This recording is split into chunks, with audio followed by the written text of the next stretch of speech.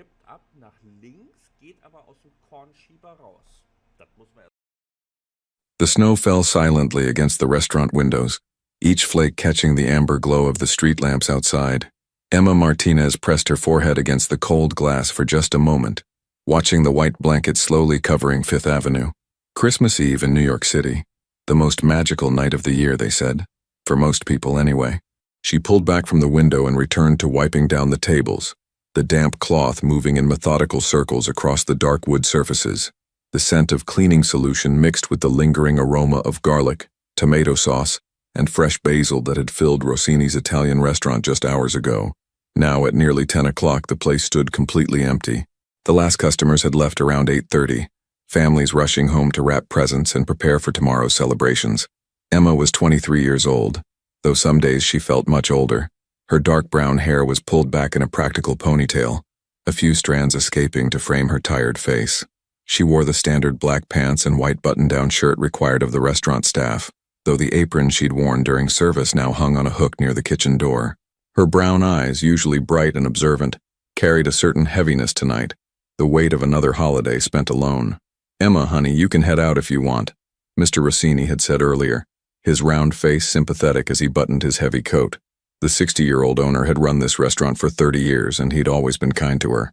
"Your shift ended at 9. Don't worry about the last few tables." "It's okay, Mr. Rossini," Emma had replied with a small smile.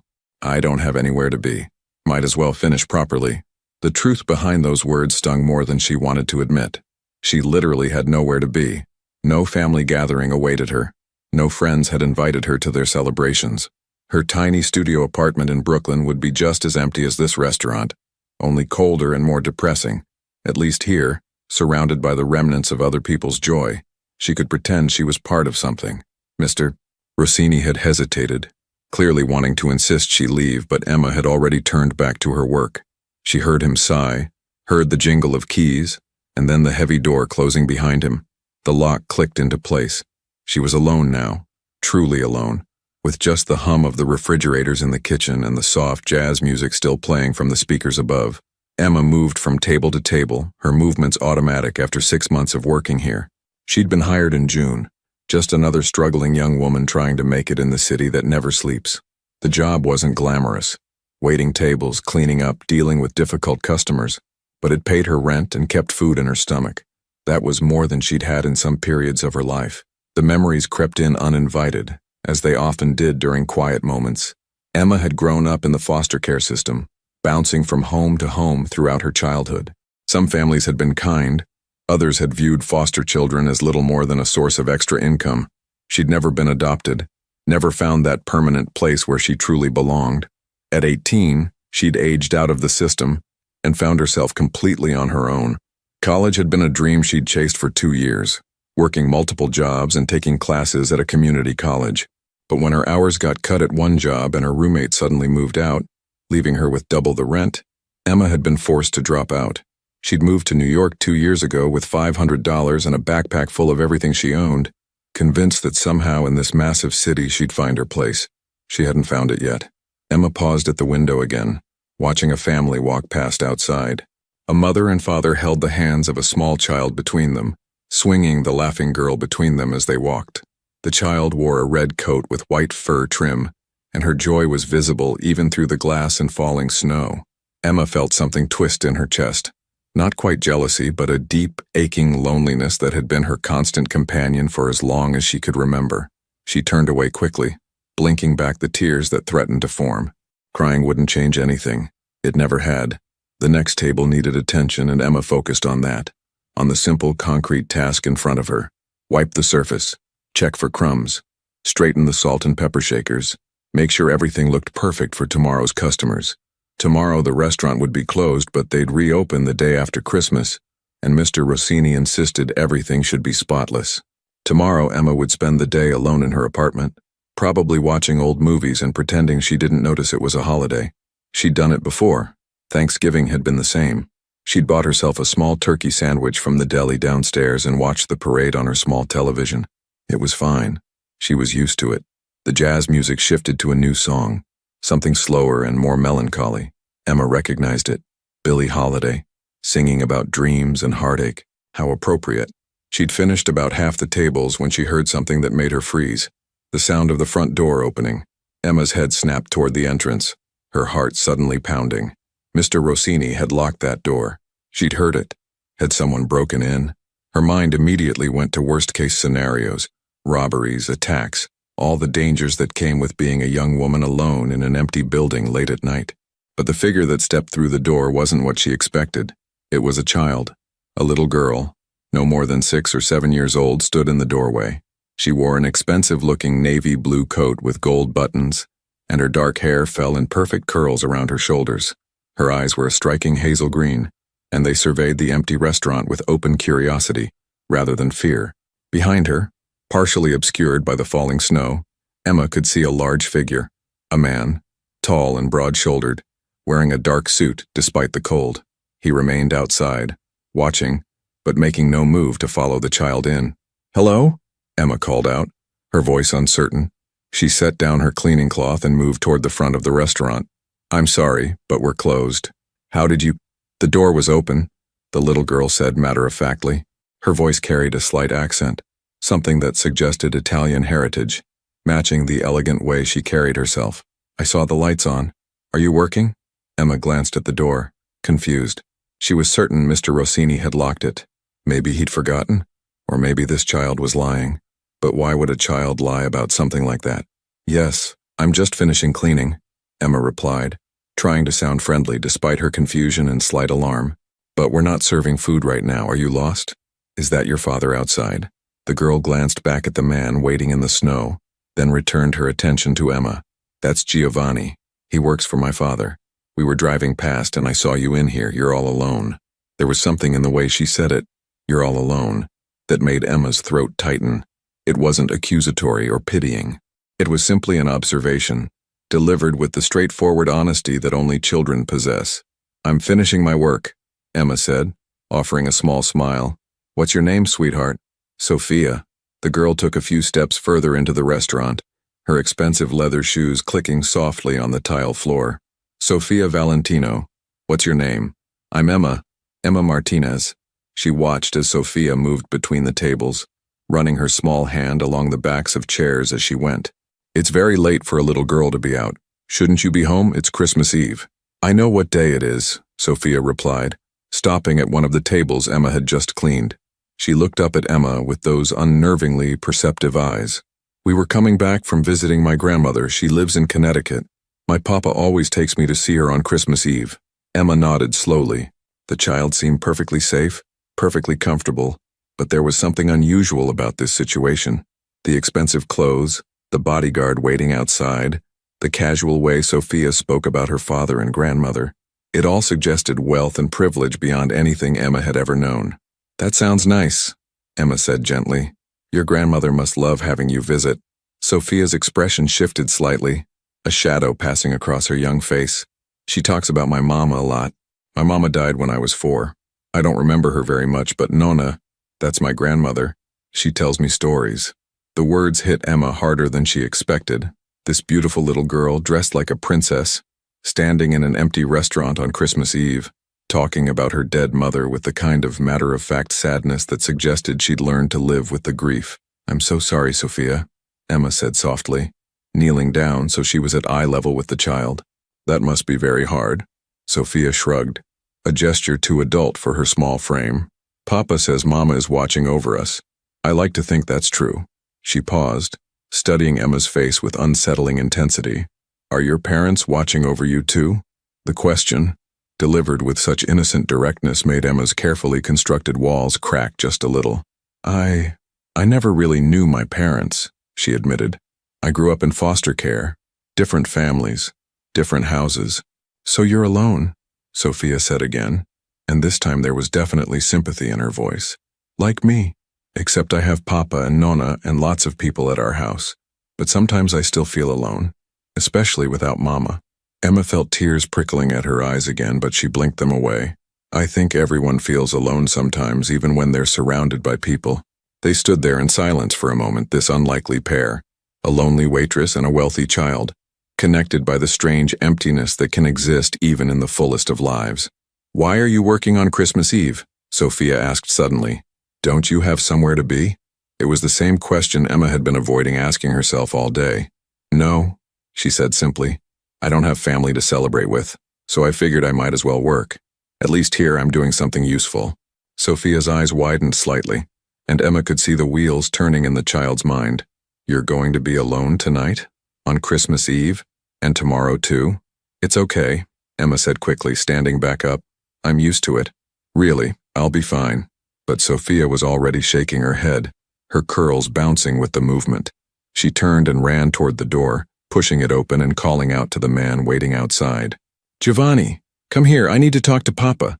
Emma watched in confusion as Sophia disappeared into the snow, heard muffled voices, and then saw a new figure emerge from a black luxury car that had been idling at the curb. Even from a distance, even through the falling snow, Emma could sense the power and authority of the man who stepped onto the sidewalk. He was tall, well over 6 feet, with broad shoulders that filled out his expensive black wool coat.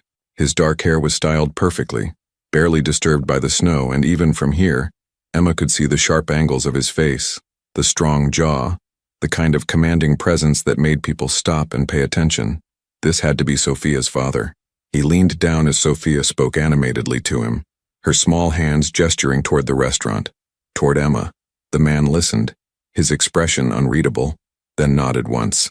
He straightened up and began walking toward the restaurant entrance, his stride confident and purposeful. Emma's heart began to race. She smoothed down her shirt self-consciously, suddenly very aware of how she must look, tired, disheveled, clearly exhausted from a long day of work. This man, whoever he was, radiated wealth and power, the kind of person who probably never even noticed people like her. The door opened, and he stepped inside, Sophia bouncing in behind him. Giovanni, the bodyguard, remained outside, a silent sentinel in the snow. Up close, Sophia's father was even more imposing. He appeared to be in his late 30s, with dark eyes that seemed to assess everything in a single glance. His features were distinctly Italian: strong nose, full lips, olive skin that suggested Mediterranean heritage. He wore a perfectly tailored suit under his coat, and a watch that probably cost more than Emma made in a year glinted on his wrist. But what struck Emma most was the way his expression softened when he looked down at his daughter. The intimidating authority melted away, replaced by genuine affection and patience. "Papa, this is Emma," Sophia announced, tugging on her father's hand. "She's all alone on Christmas Eve. She doesn't have any family. She's going to spend tomorrow by herself." Emma felt her face flush with embarrassment. "Sophia, you don't have to—" "Is this true?" The man's voice was deep and smooth, with just a trace of an Italian accent. His eyes fixed on Emma, and she felt pinned under that gaze, like he could see through all her defenses to the lonely truth beneath. Yes, but it's fine," Emma stammered. "I'm used to it. Your daughter is very kind to be concerned, but really, I'll be okay." He studied her for a long moment, and Emma couldn't read what he was thinking. Then Sophia tugged on his hand again. "Papa, we should invite her to our house for Christmas. She shouldn't be alone." Emma's eyes widened. "Oh no, that's really not necessary. I couldn't possibly—" "Sophia," her father said gently, "we can't just invite strangers into our home." But Sophia was undeterred, her young face set with determination. "You always say that Christmas is about family and kindness. That's what Mama would have wanted. Emma is nice, I can tell, and she's all alone, Papa." On Christmas, the man looked down at his daughter, something complicated passing across his features. Emma could see the internal struggle, the desire to protect his child versus the desire to honor her compassionate heart. Then he looked back at Emma, and their eyes met.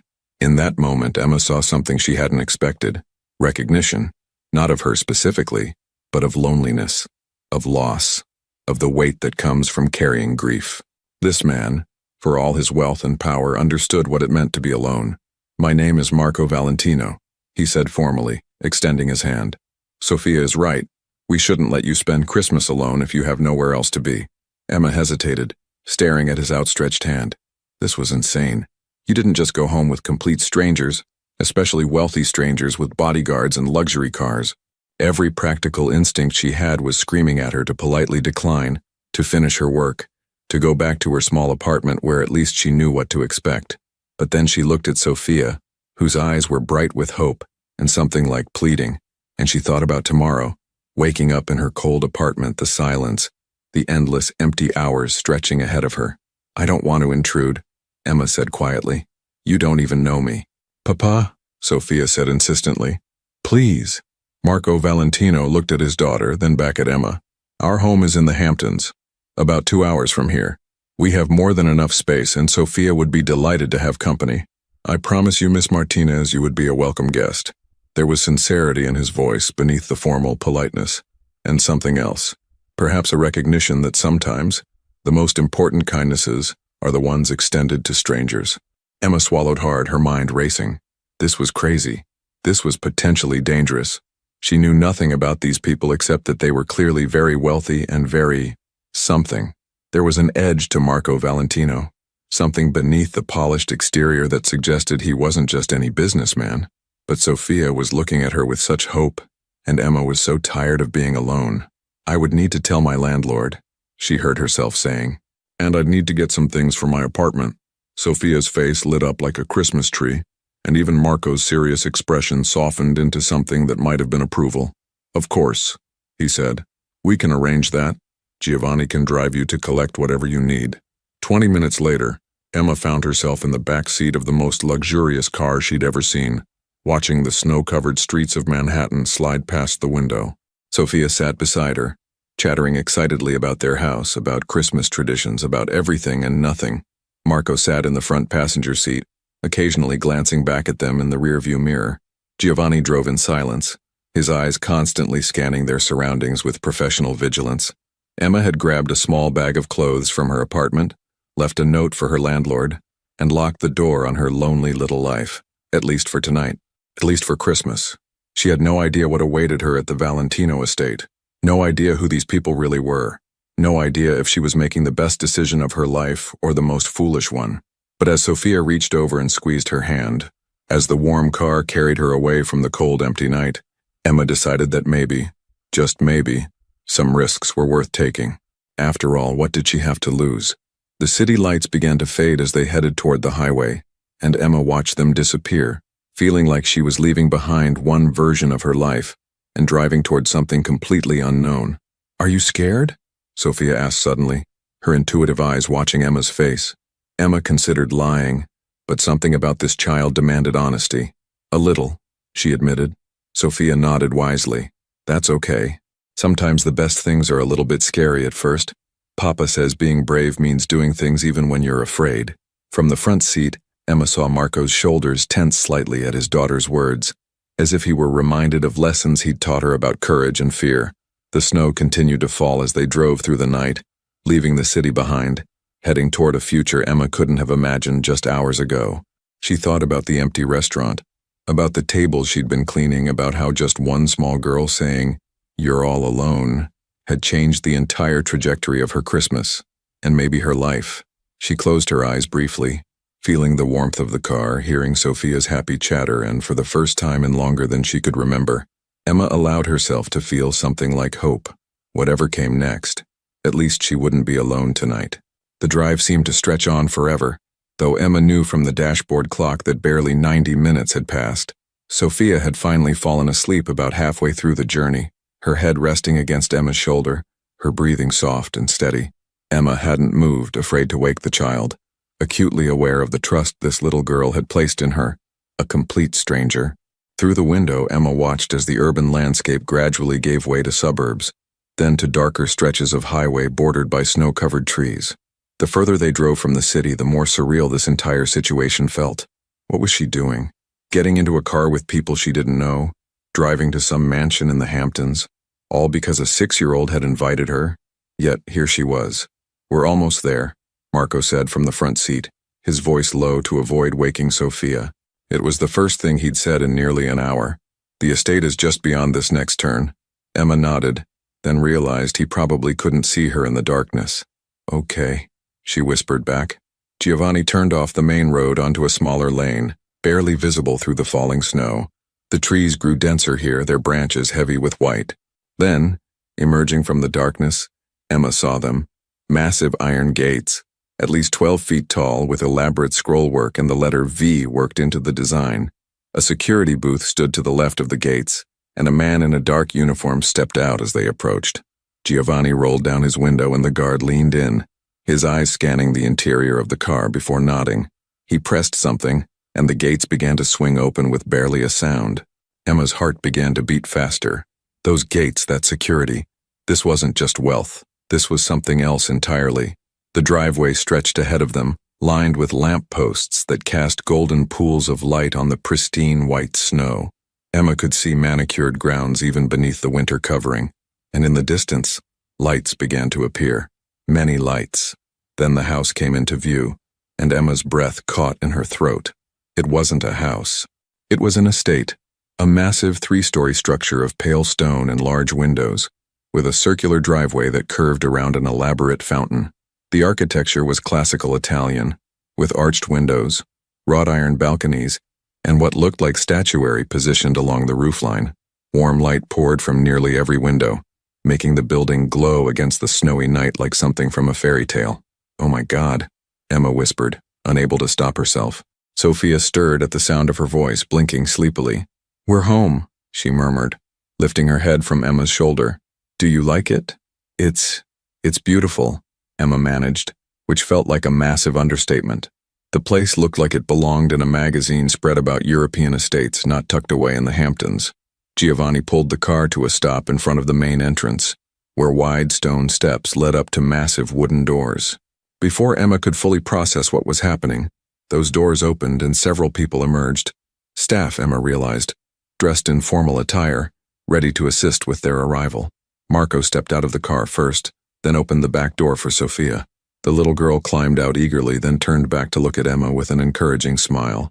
"Come on, don't be nervous." Easy for her to say. This was her home. For Emma, this felt like stepping into a completely different world, one where she definitely didn't belong. But she took a deep breath and slid across the seat, accepting Marco's offered hand as she stepped out into the cold night air. His grip was firm and steady, and when their eyes met briefly, Emma thought she saw understanding there, perhaps an awareness of how overwhelming this must be for her. "Welcome to our home, Miss Martinez," he said formally, though his tone was warmer than it had been in the restaurant. A woman in her 50s appeared at the top of the steps, her silver hair pulled back in an elegant bun. She wore a simple but expensive-looking black dress, and her bearing suggested she ran this household with efficient precision. "Mrs. Chen, this is Miss Emma Martinez," Marco said as they climbed the steps. "She'll be our guest for the holidays. Please prepare the blue guest suite for her." Mrs. Chen's expression remained professionally neutral, though Emma caught the briefest flicker of surprise in her eyes. "Of course, Mr. Valentino. Welcome, Miss Martinez. I'm the head housekeeper. If you need anything at all during your stay, please don't hesitate to ask." "Thank you," Emma said softly, feeling completely out of her depth. They stepped through the entrance into a foyer that took Emma's breath away all over again. The floor was polished marble, with an intricate inlaid pattern. A grand staircase swept upward, its railings gleaming dark wood with ornate metalwork. Crystal chandeliers hung from the high ceiling, casting prismatic light across everything. Fresh flowers, white lilies and red roses, stood in arrangements on antique tables flanking the entrance. This wasn't just wealth. This was generational wealth, old money, the kind of affluence Emma had only ever seen in movies. "Sophia, it's past your bedtime," Marco said gently, placing a hand on his daughter's shoulder. "Mrs. Chen will help you get ready for bed." "But Papa, I want to show Emma around," Sophia protested, though Emma could see the exhaustion in her eyes. "Tomorrow," Marco promised. "Miss Martinez isn't going anywhere. She'll be here in the morning and you can show her everything then." Sophia turned to Emma, her expression worried. "You promise you'll still be here tomorrow?" The question broke Emma's heart a little. This child, who had everything money could buy, was still afraid of people leaving. "I promise," Emma said, meaning it. "I'll be right here when you wake up." Satisfied, Sophia allowed Mrs. Chen to lead her toward the stairs, but she turned back twice to wave at Emma, as if needing to confirm she was still there. Once Sophia had disappeared upstairs, the atmosphere in the foyer shifted. Marco turned his full attention to Emma, and she felt the weight of his scrutiny. In the better light, she could see more details, the fine lines around his eyes that spoke of stress and sleepless nights, the careful way he held himself, as if constantly aware of being watched and judged. "I imagine you have questions," he said simply. Emma almost laughed. "About 1,000 of them." A slight smile touched his lips, the first real smile she'd seen from him. "Come, let's talk in my study. Mrs. Chen will have someone bring your bag to your room. He led her through the house, and Emma tried not to gape at everything they passed. Paintings that looked like they belonged in museums. Furniture that was clearly antique and probably priceless. Rooms that seemed to go on forever, each more elegantly appointed than the last. The study was toward the back of the house, a wood-paneled room lined with bookshelves and dominated by a massive desk. A fire crackled in the fireplace, and comfortable leather chairs faced the warmth. Marco gestured for Emma to sit, then moved to a small bar cart. "Would you like something to drink? Wine? Coffee?" he asked. "Coffee would be great, actually," Emma admitted. "I don't think I could sleep right now if I tried." He smiled again, slightly wider this time. "I understand the feeling." He pressed a button on the wall, and moments later, a young man in staff uniform appeared. Marco requested coffee, then settled into the chair across from Emma, the firelight playing across his features. "I should explain who we are," he began, "and what you've walked into." Emma's stomach tightened. "Okay. My family has been in America for 3 generations, Marco said carefully. "My grandfather came from Sicily in the 1950s. He built a successful import-export business, legitimate, legal, profitable. My father expanded it, and I've continued that expansion. We deal primarily in Italian goods, wines, olive oils, specialty foods, textiles." He paused as the staff member returned with a tray bearing coffee and delicate pastries. Once they were alone again, Marco continued. "However, my family also has connections, business relationships that go beyond simple commerce. We are what you might call a traditional Italian family, with all that implies." Emma's mouth went dry. He was basically admitting they were connected to organized crime, though not in those exact words. The bodyguard, the security, the massive estate, it all made horrible sense now. "I'm telling you this because you're in my home, around my daughter, and you deserve to know the truth," Marco said, his eyes never leaving hers. "I run legitimate businesses. I don't involve myself in anything illegal, but I can't control what my father did, or my grandfather, or what certain relatives choose to do. The name Valentino carries weight, and not all of it is about wine and olive oil." "Why are you telling me this?" Emma asked, her voice barely above a whisper. "I'm nobody, just a waitress you met a few hours ago." "Because Sophia has already bonded with you," Marco replied. "And because I saw something in you tonight, something that made me trust my daughter's instincts. She's rarely wrong about people." The coffee sat untouched between them as Emma tried to process everything. She should be terrified. She should make an excuse and call a cab back to the city. But instead, she found herself asking, what happened to Sophia's mother? Pain flashed across Marco's face, quickly controlled but unmistakable. "Isabella died 2 years ago. Cancer.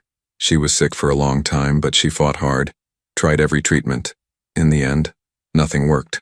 "I'm so sorry," Emma said softly, and she meant it. "Sophia was only 4 when we lost her," Marco continued, his voice thick with emotion. "She doesn't remember much, just impressions, feelings. Sometimes I think that makes it harder. She knows she had a mother, knows she should miss her, but the actual memories are fading. That's why she feels alone," Emma said, understanding clicking into place. "Even surrounded by all these people, by you, by everything, she's missing that one person." Marco nodded, looking into the fire. "I try to be enough for her. I try to be both parents. But there are things a father can't provide no matter how hard he tries." They sat in silence for a moment, the fire crackling, the weight of shared grief and loneliness filling the space between them. "Why did you really invite me here?" Emma asked. "It's not just because Sophia asked, is it?" Marco looked at her, really looked at her, and Emma saw the loneliness in his eyes, the same loneliness she'd carried for so long. "Because when Sophia said you were alone on Christmas Eve, I saw your face. I recognized that look, and I thought, perhaps we could all use some company. Perhaps healing comes from unexpected places." The honesty in his words took Emma's breath away. This powerful man in his fortress of a house with all his money and connections was essentially admitting he was lonely too. "I don't understand your world," Emma said honestly. "I don't know anything about this kind of life. I grew up with nothing, moved from place to place, never knowing where I belonged. This," she gestured around them, "this is so far beyond anything I've ever experienced." "Good," Marco said simply. "Sophia doesn't need someone who understands my world. She needs someone genuine, someone kind, someone who sees her as a child and not as the Valentino heir. When she met you, she saw a person who knew what it meant to be alone, She connected with that. Emma took a sip of her coffee, buying time to think. What exactly are you asking me? Stay, Marco said. Not just for Christmas. Stay as Sophia's companion, her tutor if you will. She's homeschooled. We have a teacher who comes 3 times a week. But that's not enough. She needs someone present, someone who can be there for her day to day. Someone who isn't staff, who doesn't see her as a job. You're offering me a position? Emma asked, stunned. I'm offering you a home, Marco corrected. Room, board, and a salary. No set hours because this isn't about punching a clock. It's about being there for a little girl who has already decided you're important. It was insane. It was dangerous. Emma knew she should refuse, should run back to her small safe life where at least she knew the rules. But that life had been so empty, so lonely. And here was an opportunity, not just for a job, not just for money, but for something that might actually matter. Can I think about it? She asked. At least through Christmas? See how things go? Marco nodded. Of course. Stay through the holidays. Get to know Sophia, get to know the house, and then decide. No pressure, no obligation. If you choose to leave, I'll make sure you're compensated for your time and that you get back to the city safely. A knock on the door interrupted them. Mrs. Chen appeared, her expression apologetic. I'm sorry to disturb you, Mr. Valentino, but Miss Martinez's room is ready. I thought she might want to rest. It's been a long evening. Emma suddenly felt the exhaustion hit her like a wave. Between her shift at the restaurant, the emotional upheaval, and the long drive, she could barely keep her eyes open. Thank you, Mrs. Chen, Marco said, standing. Emma rose as well, slightly unsteady. Miss Martinez, I hope you sleep well. Sophia will undoubtedly be knocking on your door at an ungodly hour, eager to start the day. Emma managed a tired smile. I'll be ready for her. Mrs. Chen led Emma back through the house and up the grand staircase. The second floor was just as impressive as the first, with wide hallways lined with artwork and plush carpeting that muffled their footsteps. This is the blue suite, Mrs. Chen said, opening a door near the end of the hall. Sophia's room is 3 doors down, and Mr. Valentino's private quarters are on the 3rd floor. If you need anything, there's a phone on the nightstand that connects directly to the staff quarters. Simply pick it up and someone will assist you. Emma stepped into the room and had to suppress a gasp. It was larger than her entire apartment. A 4-poster bed dominated the space, dressed in blue and white linens. French doors led to what appeared to be a private balcony. There was a sitting area with a sofa and chairs, a writing desk, and through an open door Emma could see a marble bathroom that looked like something from a spa.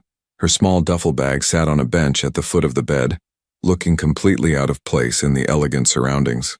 Your private bathroom has everything you should need, Mrs. Chen continued.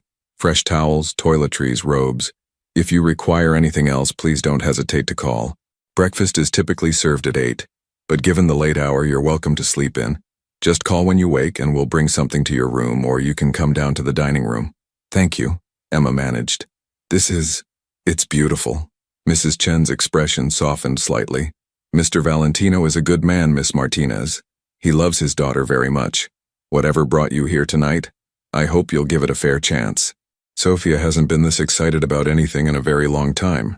With that cryptic statement, the housekeeper left, closing the door quietly behind her. Alone in the enormous room, Emma walked slowly to the window. She pulled back the heavy curtains and looked out at the snow-covered grounds. Lights illuminated the paths and gardens, showing off the careful landscaping even in winter. In the distance, she could see what looked like a pool house and tennis courts. This was impossible. This couldn't be her life, even temporarily. Yet here she was. Emma found her phone in her bag and saw several missed calls from Mr. Rossini, probably worried about her leaving the restaurant. She sent him a quick text explaining that she was safe, that she'd met some people who'd invited her to spend the holidays with them, and that she'd be back after Christmas to discuss her schedule. His response came immediately. Emma, I'm just glad you're not alone tonight. Merry Christmas, sweetheart. Be safe. Tears pricked at Emma's eyes. Mr. Rossini had always been kind, but this simple message of care and concern touched something deep in her heart. She got ready for bed in the luxurious bathroom, feeling like an imposter using the expensive soaps and soft towels. The pajamas she'd packed, old cotton pants and a faded t-shirt, looked ridiculous in this setting, but they were comfortable, and they were hers. And right now, she needed that connection to her real life. The bed was incredibly comfortable, the mattress perfectly firm, the pillows soft as clouds. Emma turned off the lights and lay in the darkness, listening to the unfamiliar sounds of the house. Somewhere in the distance, she could hear pipes creaking. The wind whistled softly against the windows, and underneath it all, the profound silence that came with being far from the city. She thought about Marco's offer: a job, a home, a purpose beyond just surviving day to day, the chance to make a difference in a child's life, but also danger, or at least the proximity to danger. The Valentino name carried weight, Marco had said. That meant enemies, probably. It meant complications, secrets, a world where everything wasn't as straightforward as it seemed. Emma rolled onto her side, pulling the covers up to her chin. Tomorrow she would think about it more clearly. Tomorrow she would spend time with Sophia, explore this strange new world and try to figure out if this impossible opportunity was a gift or a mistake. But tonight, for the first time in as long as she could remember, Emma fell asleep knowing that when she woke up she wouldn't be alone. And maybe, just maybe, that was worth the risk. 2 weeks had passed since that snowy Christmas Eve, and Emma's life had transformed in ways she never could have imagined. She'd woken up that first morning to Sophia bursting into her room at 7:30, pajamas still on, eyes bright with excitement about showing Emma everything, and Sophia had meant everything. The estate was even more impressive in daylight. The grounds stretched over 15 acres with manicured gardens currently sleeping under snow, a heated pool enclosed in glass, tennis courts, and even a small greenhouse where Mrs. Chen grew fresh herbs year-round. Inside, the house had 23 rooms, each more elegant than the last. But what struck Emma most wasn't the wealth. It was the warmth that Sophia brought to these grand spaces. The little girl had claimed Emma immediately, dragging her from room to room, chattering about memories, about her favorite hiding spots, about where her mother used to sit and read. Now, on a gray January morning, Emma sat at the kitchen table helping Sophia with mathematics, while Mrs. Chen prepared lunch nearby. The kitchen was enormous but surprisingly cozy, with copper pots hanging from the ceiling and a large window overlooking the snow-covered rose garden. If Maria has 12 cookies and gives 3 to her brother, how many does she have left? Emma read from the workbook. Sophia scrunched up her face in concentration, counting on her fingers. 9. Perfect, Emma praised, and Sophia beamed with pride. The formal tutor, Miss Peterson, came 3 afternoons a week to cover the core curriculum, but Emma had discovered she enjoyed teaching Sophia during their time together. The girl was bright and curious, asking endless questions about everything from why snow was white to whether the stars had names. Emma? Sophia asked suddenly, setting down her pencil. Are you happy here? The question caught Emma off guard. What makes you ask that, sweetheart? Sometimes you get a sad look on your face, Sophia observed with that unnerving perceptiveness, like you're thinking about something that makes you miss being somewhere else. Emma reached over and tucked a curl behind Sophia's ear. I am happy here, happier than I've been in a long time. Sometimes I just can't believe this is real, that I get to spend my days with you. It was the truth. These 2 weeks had been the most content Emma had felt since she could remember. She had purpose here. She had Sophia's laughter and constant companionship, and she had Marco's quiet presence, always respectful, always kind, but increasingly more present in her daily life. He joined them for breakfast most mornings, listening to Sophia's excited plans for the day. He returned in the evenings in time for dinner, during which Sophia would recount everything they'd done, and sometimes after Sophia went to bed, he and Emma would find themselves talking in the library or the study, conversations that stretched late into the night about books, about life, about loss and healing. Emma had felt something shifting between them, something neither acknowledged but both seemed aware of, a connection, a pull, an understanding that went beyond employer and employee. Can we build a snowman after lunch? Sophia asked, already moving past her moment of worry. A really big one? Absolutely, Emma agreed. We'll make the biggest snowman this estate has ever seen. Mrs. Chen smiled from where she stood preparing sandwiches. The housekeeper had warmed to Emma over the past 2 weeks, seeing how genuinely Sophia had attached to her. The rest of the staff had followed suit, accepting Emma's presence with varying degrees of friendliness. Only Giovanni, the bodyguard, remained somewhat distant, always professional, always watching but never quite relaxed around her. Emma understood why. His job was to protect the Valentino family, and she was still an unknown quantity. After lunch, Emma bundled Sophia into her coat, hat, and mittens, and they ventured into the cold afternoon. The snow was perfect for packing, and they worked together rolling massive snowballs across the lawn. They were halfway through constructing their snowman when Emma heard the crunch of tires on the driveway. She looked up to see a black SUV pulling up to the house, not one of the Valentino vehicles. Two men got out, both wearing expensive suits and carrying themselves with the kind of confidence that suggested they were accustomed to getting their way. Giovanni appeared immediately from somewhere, positioning himself between the men and where Emma stood with Sophia. Two other security personnel Emma had seen around the estate materialized as well, flanking Giovanni. "Sophia, let's go inside," Emma said quickly, her instincts screaming that something was wrong. But Sophia had frozen, staring at the men. "That's Mr. Caruso," she whispered. "Papa doesn't like him." Before Emma could react, Marco emerged from the house, his expression hard and controlled. He said something to Giovanni, then walked down the steps to meet the visitors. The conversation was too far away for Emma to hear, but body language spoke volumes. Marco stood rigid. The other men gestured emphatically, voices rising slightly. "Come on, sweetheart," Emma urged gently, taking Sophia's hand. "Let's go get hot chocolate." This time Sophia allowed herself to be led inside, but she kept looking back at her father, worry creasing her small face. Emma brought her to the kitchen, where Mrs. Chen immediately understood the situation and busied herself making elaborate hot chocolate with whipped cream and marshmallows. Emma stood by the window, watching the scene outside. The conversation looked tense, occasionally heated, but remained civil. After about 10 minutes, the visitors returned to their SUV and drove away. Marco stood watching them go, his shoulders tight with tension, before turning back toward the house. He came into the kitchen, and Sophia immediately ran to him. "Papa, are you okay?" Marco softened instantly, lifting his daughter into his arms. "I'm fine, Piccola. Just some boring business discussion. Nothing for you to worry about." But his eyes found Emma's over Sophia's head, and she saw the strain there, the carefully controlled anger. Whatever that meeting had been about, it hadn't been boring or routine. That evening, after Sophia had been tucked into bed, Marco found Emma in the library. She'd been reading or trying to read, unable to shake the unsettled feeling from that afternoon. "I owe you an explanation," he said without preamble, closing the door behind him. Emma set down her book. "You don't owe me anything." "Yes, I do." He moved to pour himself a drink from the bar cart, then seemed to think better of it and sat down across from her instead. "What you saw today? That was the Caruso family. They're business associates. Or they were." "Were?" Emma prompted when he fell silent. "There's a territorial dispute," Marco said carefully. "Nothing violent, nothing illegal, but a disagreement about business operations in certain areas of the city. The Carusos believe they have claim to certain opportunities. I disagree." "And they came here to your home to discuss this?" Emma asked, remembering the tension, the barely concealed hostility. "They came here to intimidate," Marco corrected, his voice hardening. "To remind me that I have a daughter, that I have things to protect. It's an old tactic, showing up at someone's home, making them feel vulnerable." Emma felt cold despite the warmth of the library. "Are we in danger? Is Sophia?"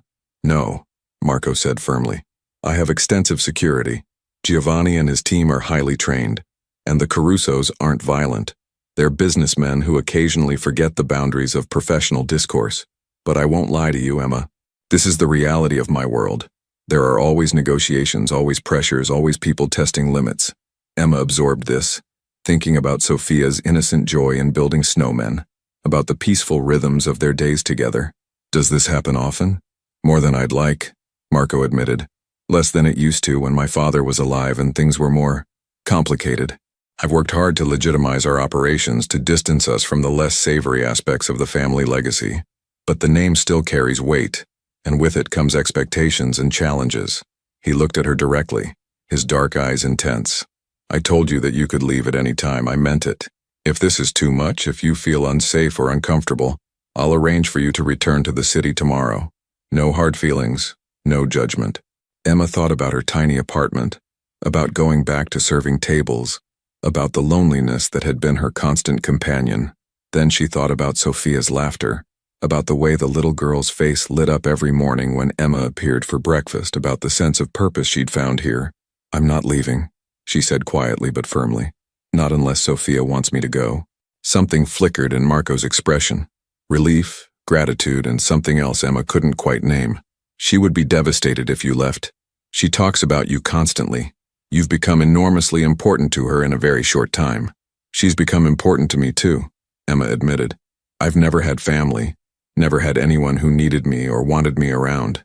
Being here with Sophia, it's the first time I've felt like I belonged somewhere. You do belong here, Marco said softly. You've brought something back to this house that's been missing since Isabella died. Light, laughter, warmth. Sophia smiles more in one day with you than she did in entire weeks before you came. They sat in comfortable silence for a moment. The only sound, the ticking of the antique clock on the mantel. What happened today won't happen again, Marco said. I've made it clear that my home is off limits. Any future discussions will take place in neutral territory, during business hours, away from Sophia and away from you. I'm not afraid, Emma found herself saying, surprising herself with the truth of it. I mean, maybe I should be, but I'm not. I trust you to keep us safe. Marco's eyes widened slightly at that simple declaration of trust. Thank you, he said, his voice rough with emotion. That means more than you know. Emma stood, suddenly aware of the lateness of the hour and the intimacy of the moment. I should get some sleep. Sophia wants to finish our snowman tomorrow and she'll be up early. Marco stood as well, and for a moment they simply looked at each other. Emma was acutely aware of how close they were standing, of the way his gaze seemed to trace her features, of the warmth radiating from him. Emma, he said softly, and her name on his lips sent a shiver through her. I'm glad you're staying. Me too, she whispered. The moment stretched, charged with possibility, before Emma forced herself to step back. This was her employer, Sophia's father, a man whose world she barely understood. Whatever she was feeling, attraction, connection, possibility, it was complicated by 1,000 factors. Good night, Marco, she said, deliberately using his first name for the first time. Good night, Emma, he replied, and the small smile on his face suggested he'd noticed the shift. Emma left the library, her heart racing, her mind spinning. She climbed the stairs to her room, passing Sophia's door and pausing to listen. Soft, even breathing confirmed the child was deep asleep. In her own room, Emma changed for bed and stood at the window, looking out at the moonlit snow. She could see their partially finished snowman, a testament to the simple joy of the afternoon before things had gotten complicated. But maybe complicated wasn't necessarily bad. Maybe complicated meant real, meant substantial, meant something worth navigating. Emma thought about the choice she'd just made, to stay, knowing the challenges, understanding the risks. She thought about Marco's barely concealed relief when she'd declared she wasn't leaving. She thought about the way something had shifted between them tonight, an acknowledgement of feelings neither was quite ready to voice. Most of all, she thought about Sophia, sleeping peacefully down the hall, trusting that Emma would still be there in the morning. And Emma would be. Whatever came next, business disputes, rival families, complicated feelings for Sophia's father, she would face it. Because for the first time in her life, Emma had found something worth fighting for, a place to belong, a child who needed her, and maybe, just maybe, something more. 3 weeks had passed since the Caruso family's unwelcome visit, and the tension in the household had been palpable. Emma had watched Marco become increasingly stressed, taking calls at odd hours, disappearing into his study for long meetings with men in expensive suits who arrived and departed with military precision. Giovanni's team had increased their presence around the estate. There were more security patrols, more cameras, more vigilance. Sophia had noticed, asking questions that Marco deflected with practiced ease, but Emma could see the worry in the little girl's eyes. It was late February now, the snow beginning to melt into muddy patches across the grounds. Emma stood in the greenhouse with Sophia, helping her plant seeds in small pots, a project Miss Peterson had assigned for science class. These will be tomatoes, Sophia said carefully, pressing a seed into the soil. And we can make sauce with them like Nonna taught me. That sounds wonderful, Emma encouraged, though her mind was partly on Marco, who'd been locked in his study with 3 other men for the past 4 hours. Mrs. Chen appeared at the greenhouse door, her expression troubled. Miss Martinez, Mr. Valentino is asking for you, in his study. Emma's heart skipped. Marco never interrupted her time with Sophia unless it was important. Of course. Sophia, can you keep planting? I'll be right back. Is Papa okay? Sophia asked, dirt-smudged hands pausing their work. I'm sure he's fine, Emma assured her, though she wasn't sure at all. Keep working on your garden, sweetheart. Emma walked quickly toward the house, wiping her hands on her jeans. When she reached the study, Giovanni stood outside the door, his expression unreadable as always. He nodded and opened the door for her. Inside, Marco stood by the window looking out at the grounds. 3 other men sat in chairs facing his desk. Older men in their 50s and 60s with the kind of weathered faces that suggested they'd seen and survived a great deal.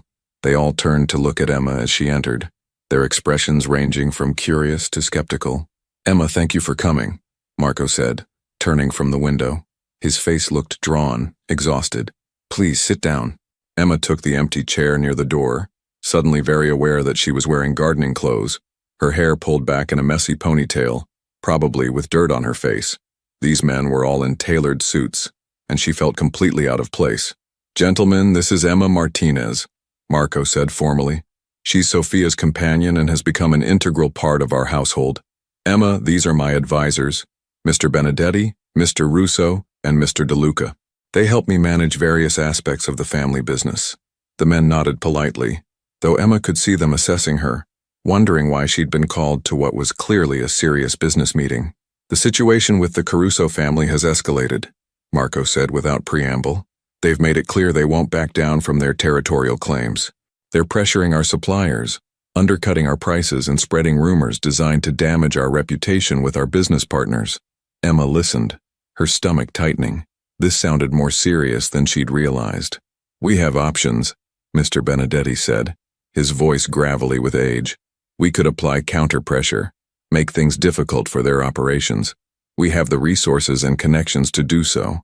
That would lead to escalation," Marco replied firmly. "Tit for tat, back and forth until someone makes a mistake and things turn genuinely hostile. I won't have that. Not with Sophia in this house, not anymore." "Then what do you propose?" Mr. Russo asked. "We can't simply concede. That would make us look weak, invite more challenges from others."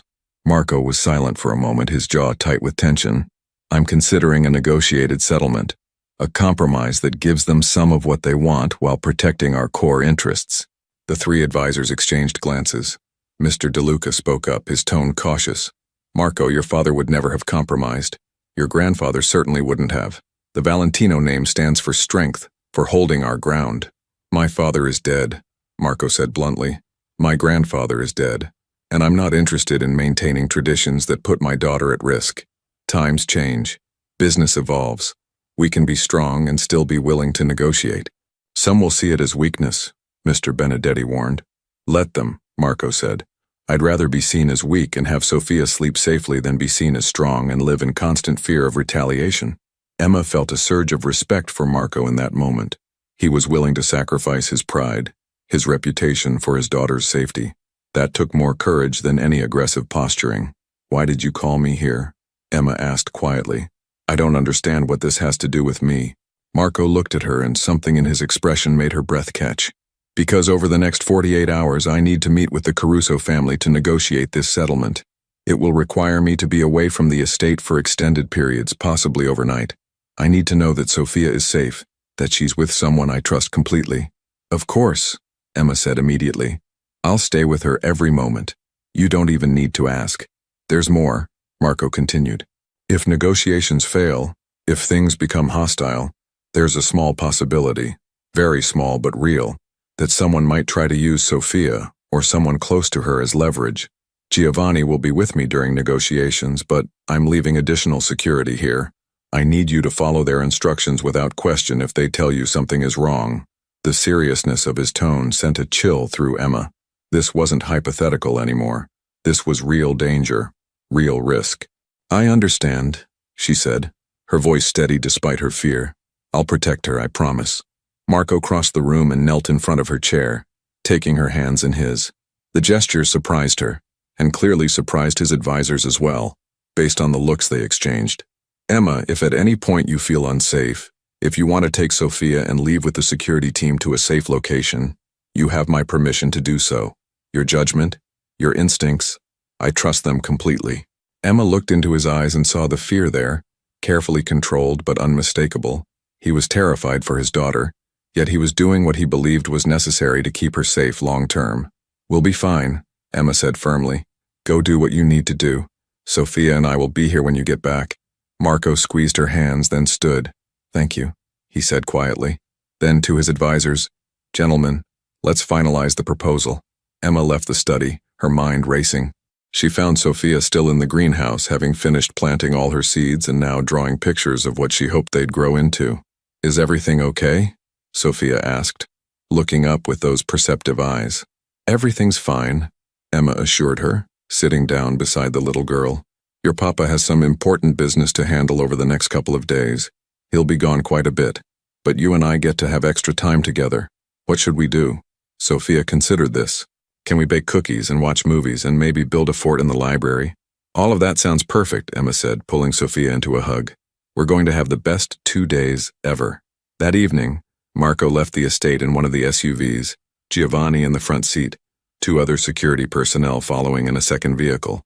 He'd said goodbye to Sophia with extra long hugs and kisses, promised he'd call before bedtime, and then pulled Emma aside for a private moment. "My phone will be on," he'd told her quietly. "If anything at all seems wrong, you call me immediately, and if I don't answer, you call Giovanni. The safe room is in the basement, behind the wine cellar. All the staff know the location. If there's any threat, you take Sophia there and you don't come out until I personally come to get you." "Marco, we'll be fine," Emma had said, though his intensity was making her increasingly nervous. He'd looked at her for a long moment and she'd seen something in his eyes beyond fear for his daughter. Something personal, something directed at her specifically. "Be safe, Emma. Both of you. Please." Then he'd left, and Emma had felt the absence of his presence like a physical weight. The first evening passed peacefully. Emma and Sophia baked chocolate chip cookies, making an enormous mess in the kitchen that Mrs. Chen good-naturedly helped clean up. They watched an animated movie, built an elaborate fort in the library using couch cushions and blankets, and had a tea party with Sophia's stuffed animals. When bedtime came, Sophia was reluctant to go to sleep. "I don't like when Papa's not here," she admitted quietly as Emma tucked her in. "I know, sweetheart," Emma said, brushing hair from Sophia's forehead. "But he'll call in just a few minutes to say goodnight, and I'm right down the hall if you need anything." "Will you stay until I fall asleep?" Sophia asked. "Of course." Emma sat in the chair beside Sophia's bed, holding the little girl's hand. True to his word, Marco called at 8:30. Emma handed the phone to Sophia, who chatted with her father about cookies and movies and all the fun they'd had. When she hung up, she seemed more settled. "Papa says he loves me to the moon and back," Sophia reported, snuggling into her pillows. "That's what Mama used to say too." "That's because it's true," Emma said softly. "You're very loved, Sophia." Within 20 minutes, Sophia was asleep. Emma stayed a few minutes longer, just watching the child's peaceful face, feeling the weight of the responsibility Marco had placed in her. Then she quietly left, leaving the door cracked open so she'd hear if Sophia called. The house felt different with Marco gone, quieter, emptier, despite the staff moving through their evening routines. Emma walked the halls, too restless to sleep, and found herself in Marco's study. She shouldn't be in here probably, but she couldn't help herself. The room smelled like him, expensive cologne, leather, and something uniquely Marco. Emma sat in his chair behind the desk, running her fingers along the wood surface, and tried not to think about how much she'd come to care for this man in such a short time. It was more than attraction, more than gratitude for the opportunity he'd given her. It was genuine affection, respect, and something deeper that Emma was afraid to name. She thought about his hands holding hers earlier, about the way he looked at her sometimes when Sophia wasn't watching, about the late-night conversations where they'd shared pieces of their pasts and their hopes for the future. This was dangerous territory. He was her employer, Sophia's father, a man whose world was so far from anything she'd known. Getting emotionally involved would complicate everything. But maybe it was already too late for warnings. Maybe her heart had made its decision weeks ago, that first night when he'd invited a lonely stranger into his home.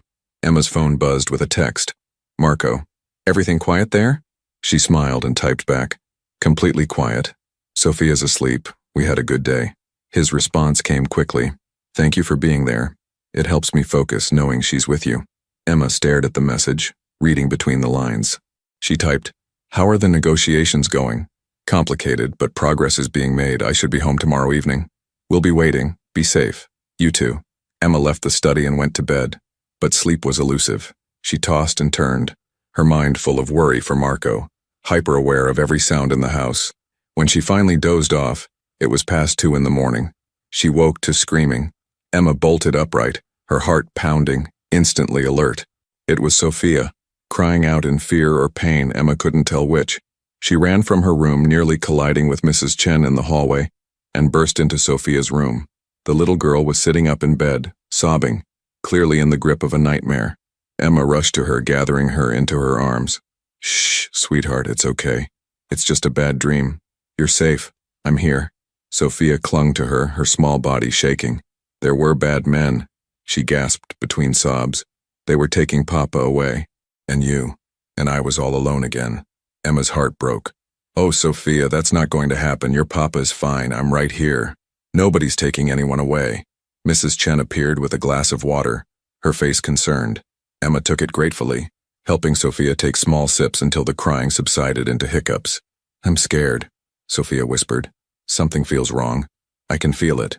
Children's intuition was remarkably accurate sometimes, and Sophia's words sent a chill through Emma.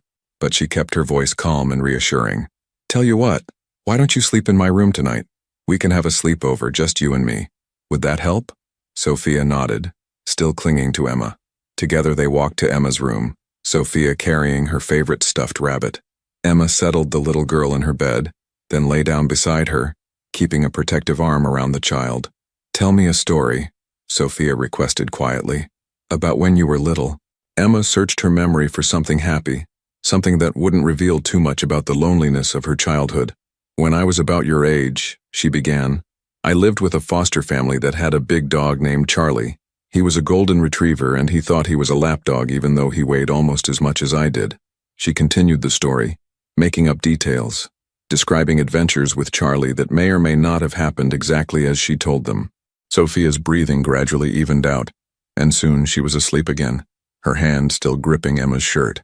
Emma lay awake, staring at the ceiling, Sophia's warm weight against her side. She thought about Marco somewhere in the city, negotiating with people who'd threatened his family. She thought about the life she'd stumbled into, about how much these people had come to mean to her, and she prayed that Sophia's nightmare was just a nightmare, nothing more. Morning came gray and cold. Emma woke to find Sophia already awake, watching her with solemn eyes. "Morning, sweetheart," Emma said, stretching carefully. "How are you feeling?" "Better," Sophia said. "Sorry I woke you up." "Don't ever apologize for needing me," Emma said firmly. "That's what I'm here for. Now what should we do today?" They went downstairs for breakfast, where Mrs. Chen had prepared Sophia's favorite, pancakes with fresh berries. The day passed slowly. Emma kept Sophia occupied with activities, more baking, art projects, reading stories. But there was a tension in the air that even Sophia's cheerful determination couldn't completely dispel. Marco called twice, brief conversations that confirmed negotiations were ongoing. He sounded tired but hopeful. "Tomorrow," he told Emma during the second call, "we should have an agreement finalized by tomorrow afternoon. We'll be here," Emma promised. That evening, after Sophia was in bed, in her own room this time, the nightmare seemingly forgotten in daylight, Emma sat in the living room with Mrs. Chen, who'd brought her tea. "You've been good for them," the housekeeper said unexpectedly. "Mr. Valentino and Miss Sophia. I've been with this family for 15 years, since before Sophia was born.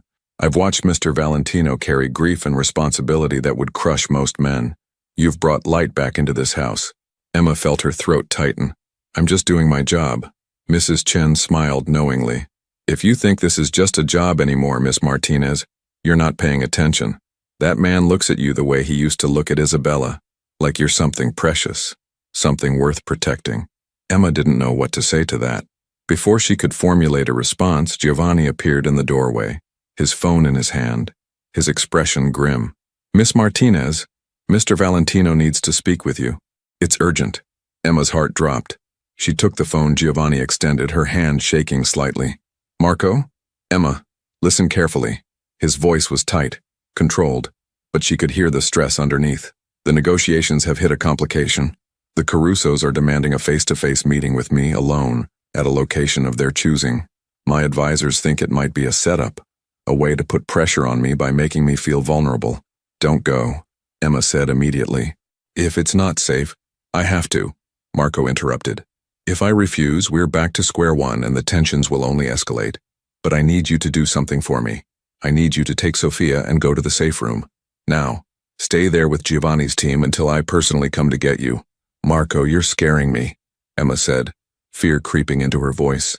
I'm being cautious, he replied, probably overly cautious. But I'd rather have you safe and have it be unnecessary than take any chances. Please, Emma, do this for me. Okay, Emma said, making her decision. Okay, I'll get Sophia. We'll go to the safe room. Thank you. I'll call you as soon as the meeting is over. It shouldn't take more than 2 hours. Emma, he paused and she heard him take a breath. Thank you. For everything. For being who you are. The line went dead before she could respond. Emma handed the phone back to Giovanni. We need to get Sophia to the safe room. The bodyguard nodded approvingly. I'll alert the team. Mrs. Chen will show you the way. Move quickly, but don't alarm the child if possible. Emma ran upstairs, her mind racing. She opened Sophia's door as quietly as possible, but the little girl stirred immediately. Emma? Sophia's sleepy voice called out. What's wrong? Nothing's wrong, sweetheart, Emma said, turning on the bedside lamp. But we're going to play a game. Your papa wants us to practice using the safe room just in case we ever need it. Like a fire drill, remember? Sophia sat up, rubbing her eyes. She was smart enough to sense something was off, but trusting enough not to panic. Okay. Should I bring Mr. Rabbit? Yes, and let's get your slippers on. Within 3 minutes, they were heading downstairs. Mrs. Chen met them at the basement door, and Giovanni appeared with 2 other security personnel. One of them carried what looked like communication equipment. The other was clearly armed, though he kept his weapon discreetly positioned. The basement was finished and surprisingly comfortable, with storage rooms and a small wine cellar. Mrs. Chen led them through the wine cellar to what looked like a solid wall of brick. She pressed a specific sequence on what appeared to be decorative stonework, and a section of the wall swung inward, revealing a hidden room. The safe room was about 15 feet square, with reinforced walls, its own air filtration system, and enough supplies to last several days. There were beds, a small bathroom, communication equipment, and even some toys and books that someone had thoughtfully stocked for Sophia's sake. This is cool, Sophia said, looking around with interest.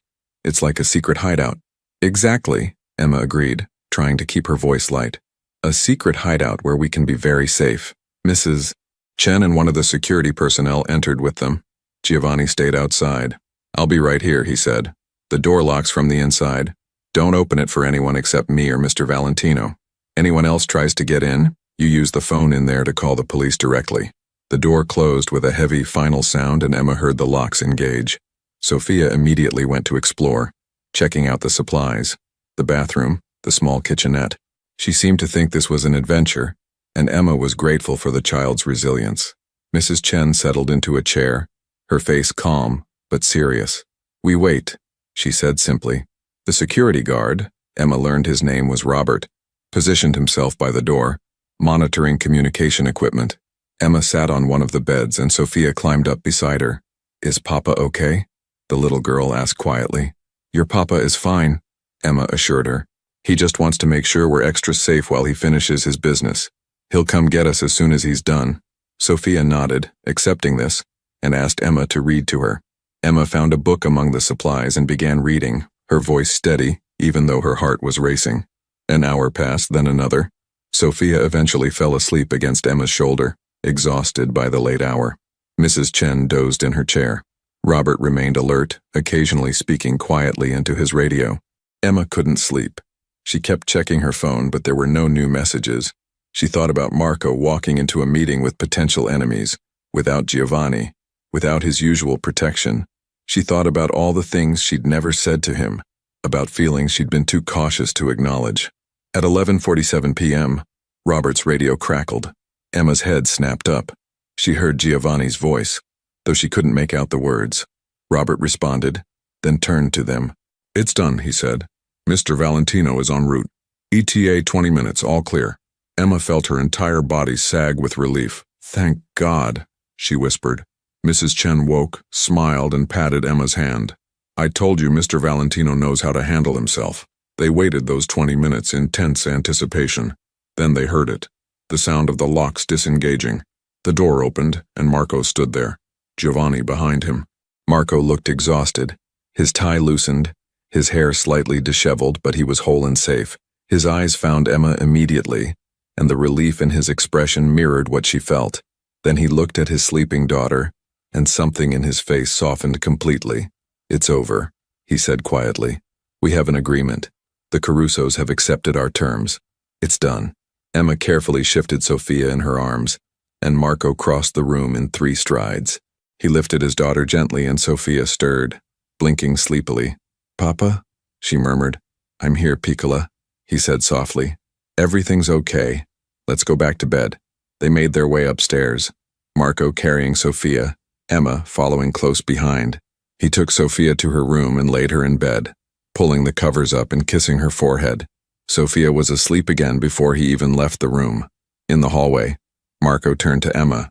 They stood there in the dim light, and Emma saw the toll the past 2 days had taken on him. The stress, the fear, the weight of every decision.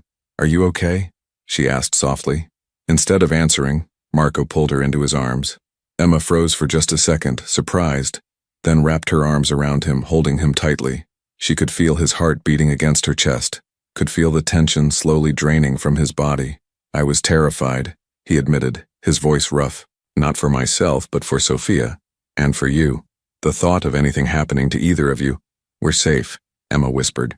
"We're both safe. You kept us safe." They stood there for a long moment, holding each other, and Emma felt something shift between them. This wasn't employer and employee anymore. This was something deeper, something real and undeniable. When Marco finally pulled back, his hands remained on her shoulders. He looked at her with an intensity that made her breath catch. "Emma, he started, then seemed to struggle with what to say. "These past weeks having you here, watching you with Sophia, talking with you, you've become important to me. More important than I expected. More important than is probably wise." Emma's heart raced. "Marco, I know this complicates things," he continued. "I know I'm your employer, that there are power dynamics and considerations, but I can't pretend anymore that I don't feel something for you. Something beyond gratitude or professional respect." Emma took a shaky breath. "I feel it too," she admitted. "I've been trying not to, trying to keep things professional, but I can't help it. Being here, being part of your lives, it's changed me. You've changed me." Marco's hand came up to cup her face, his thumb brushing across her cheek. "I don't want to rush you or pressure you, but I need you to know, you belong here. Not as an employee, not as Sophia's companion, but as part of our family. If you want that, if you're willing to take that risk with us." Tears filled Emma's eyes. "I want that," she whispered, "more than I've ever wanted anything." Marco smiled then, a real smile that transformed his entire face. He leaned forward slowly, giving her time to pull away if she wanted, but Emma didn't want to pull away. When his lips met hers, it was gentle and sweet and full of promise. When they finally separated, both slightly breathless, Marco rested his forehead against hers. "Sophia's birthday is in 2 weeks," he said. "I'd like you to help me plan it. Not as her companion, but as family." "I'd love that," Emma said, smiling through her tears. 2 weeks later, Sophia's birthday party was in full swing. The house had been transformed with decorations, balloons, streamers, and a banner proclaiming, "Happy 7th birthday, Sophia." Children from her class ran through the rooms under the watchful eyes of their parents and the ever-vigilant Giovanni. Emma stood in the kitchen with Mrs. Chen, preparing to bring out the elaborate princess cake they'd spent 2 days creating. She wore a blue dress Marco had insisted on buying her. "You're part of the family now," he'd said. "Let me do this." She watched through the doorway as Marco played with the children, his serious demeanor completely abandoned as he pretended to be a dragon being defeated by brave knights. Sophia's laughter rang out, pure and joyful, and Emma's heart felt so full it might burst. "He's going to propose, you know," Mrs. Chen said quietly beside her. Emma's eyes widened. "What? We've only been—" "Not marriage," Mrs. Chen clarified with a knowing smile. "Not yet, anyway. But he's going to ask you to stay permanently, to make this official. He told me yesterday he's having papers drawn up for a formal position. Sophia's guardian, essentially. Equal say in decisions about her welfare, education, everything." Emma felt overwhelmed. That's huge. That's legally binding. That's Marco telling you he trusts you with the most important thing in his life," Mrs. Chen corrected. "And if I'm reading the signs correctly, it's also the first step toward something more permanent between you two. He's a traditional man, Emma. He won't rush into marriage, especially with Sophia to consider. But he's laying the groundwork." Emma watched Marco lift Sophia onto his shoulders so she could see over the other children, watched the way his face glowed with love for his daughter, and thought about how her life had led her to this moment. From foster care to loneliness, to a chance encounter on Christmas Eve, to this, a family, a home, a place where she belonged. It seemed impossible, like something from a fairy tale, but it was real. She could hear Sophia calling her name, could see Marco looking for her in the crowd, could feel the warmth and love that filled this house. "Let's bring out the cake," Emma said, smiling. "It's time to celebrate." The party was a magnificent success. Sophia declared it the best birthday ever, and her friends left with goodie bags and stories about the amazing estate where Sophia Valentino lived. After the last guest departed and Sophia had finally been convinced to go to bed, exhausted but happy, Marco found Emma on the terrace overlooking the gardens. The evening was cold but clear, stars visible in the dark sky. "Thank you," he said, coming to stand beside her, "for everything you did today." Sophia was radiant. "She deserves to be," Emma replied. "She's an amazing little girl." "She is, and much of that is because of you." Marco turned to face her fully. "Emma, these past months have shown me something I'd stopped believing was possible, that life can be full again. That joy doesn't have to be shadowed by fear or grief. That family can grow in unexpected ways." Emma's heart began to race. Was this the conversation Mrs. Chen had predicted? "I spoke with my lawyers yesterday," Marco continued. "I've had papers drawn up that would make you Sophia's legal guardian, sharing that role with me.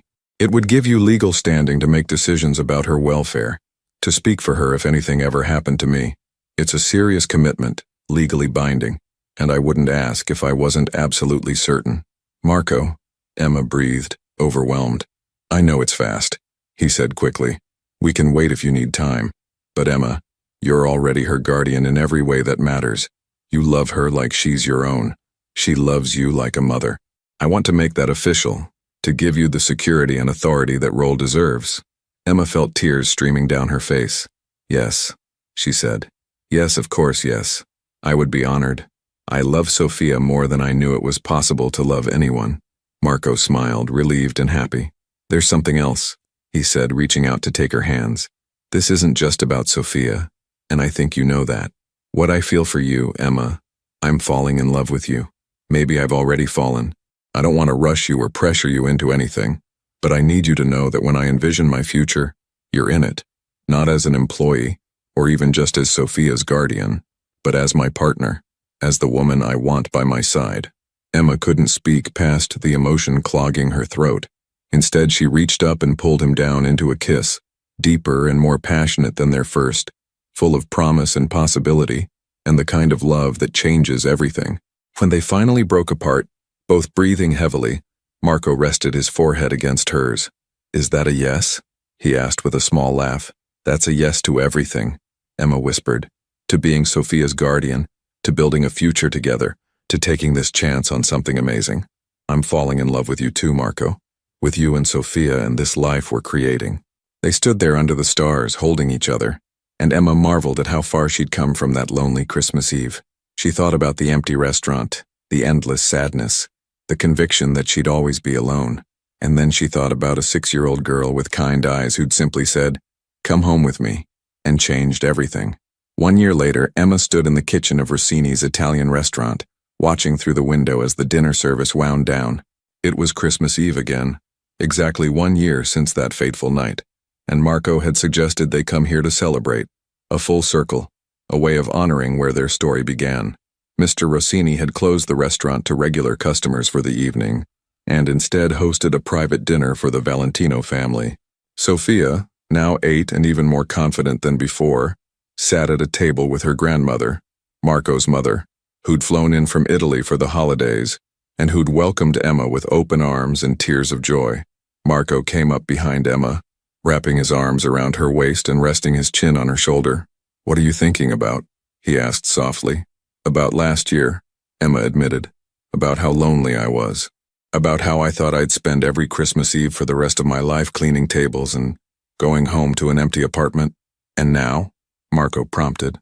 Emma turned in his arms, looking up at the man she loved. "Now I have everything I never knew I needed. A daughter who calls me Mama. A man who loves me for exactly who I am. A family that chose me even though they didn't have to." Marco smiled and kissed her forehead. Then, to Emma's shock, he dropped to one knee right there in the restaurant kitchen, pulling a small velvet box from his pocket. "Emma Martinez," he said, his voice thick with emotion. "You walked into my life on the loneliest night, and you brought light and laughter and love. You've become the mother Sophia needed, the partner I'd stopped believing I'd ever find again. Would you do me the incredible honor of becoming my wife?" Emma's hands flew to her mouth, tears streaming down her face. Through the window she could see Sophia watching with wide, hopeful eyes, bouncing in her seat with barely contained excitement. "Yes," Emma said, laughing and crying at the same time. "Yes, 1,000 times. Yes." Marco slipped the ring onto her finger, a simple but beautiful solitaire, and stood to kiss her. Through the window they heard Sophia shriek with joy and start clapping, and Marco's mother was dabbing at her eyes with a handkerchief. They went back out to the dining room where Sophia immediately launched herself at Emma. "You're really going to be my mama?" she asked, as if needing confirmation. "Forever and ever?" "Forever and ever," Emma promised, hugging the little girl tightly. "Nothing will ever change that." Mr. Rossini brought out champagne for the adults and sparkling cider for Sophia, raising his glass in a toast. "To family," he said, his eyes twinkling. "However we find it, wherever it comes from. To the love that brings us together and the courage to embrace it." "To family," they echoed, glasses clinking in the small restaurant where it had all begun. Later that night, after they'd returned to the estate and Sophia had finally been convinced to go to bed, though only after making Emma promise 3 times that she'd still be there in the morning, Emma and Marco sat in the library, the fire crackling, their futures spread out before them like an unwritten book. "I never thought I'd marry again," Marco admitted quietly. "After Isabella died, I thought that chapter of my life was over. I thought I'd focus on Sophia and the business and that would be enough. And now?" Emma asked, snuggled against his side. "Now I know that the heart has infinite capacity for love," Marco said. "Isabella will always be part of my story, part of Sophia's story. But you, Emma, you're my future.